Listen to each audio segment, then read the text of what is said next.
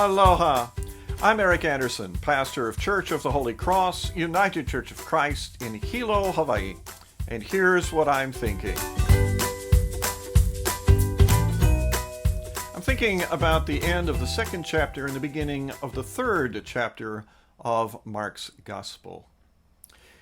The stories that Mark told here describe the beginning of Jesus' conflict with some of the religious authorities of his day. In the first story, Mark told about Jesus' disciples gathering grain while passing near fields on the Sabbath. Plucking grain was considered doing work. Work was, of course, forbidden on the Sabbath. In the second story, while in a synagogue, Jesus healed a man with a withered hand. That time, those who disapproved looked on silently and condemningly. Jesus asked them if it was lawful to do good on the Sabbath, and they said nothing. In response to that first criticism about plucking grain, Jesus said something quite fascinating. He said that the Sabbath was made for human beings, not human beings for the Sabbath. That is, the Sabbath is a gift for people. The gift of a day off in the ancient world was not a universally held value. Not every culture said that people deserved some downtime. But the ancient Hebrews, under the commandments of God, they did believe it. It was one of the things that distinguished them in the first century from the Greeks and Romans who surrounded them.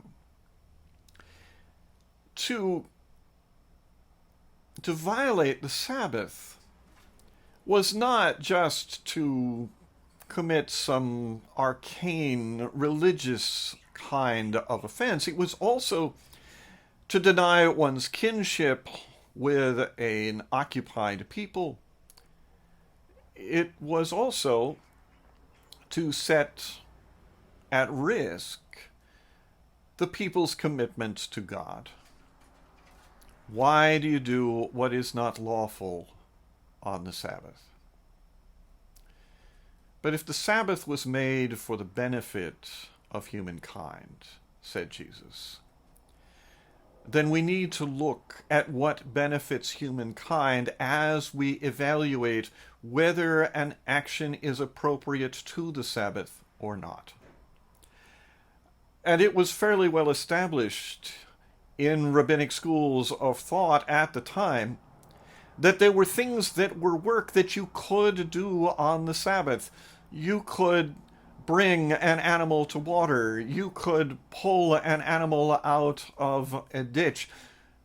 Midwives were allowed to do their work on the Sabbath because that delivery of a new child into the world, labor,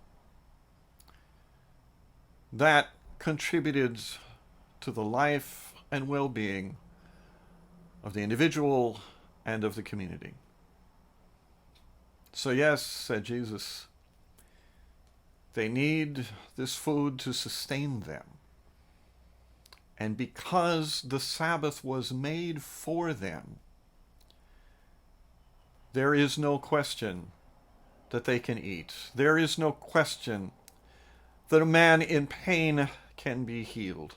There is no question but that one can do good, one can preserve life, one can heal, one can love on the Sabbath. As we evaluate our own legal structures, our own customs that are not enshrined in law, let us ask that question at every venture. Are we making these laws? Are we keeping these customs for the benefit of human beings?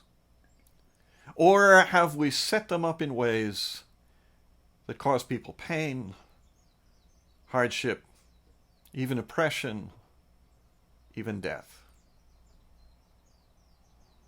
The Sabbath was made for humankind, so that people could have rest and renewal. All our laws should be addressed towards human need, so that we can have rest and renewal and a community of love. That's what I'm thinking. I'm curious to hear what you're thinking. Send me an email or leave me your thoughts in the comment section below. I'd love to hear from you. From Church of the Holy Cross, UCC in Hilo, Hawaii, that's what I'm thinking.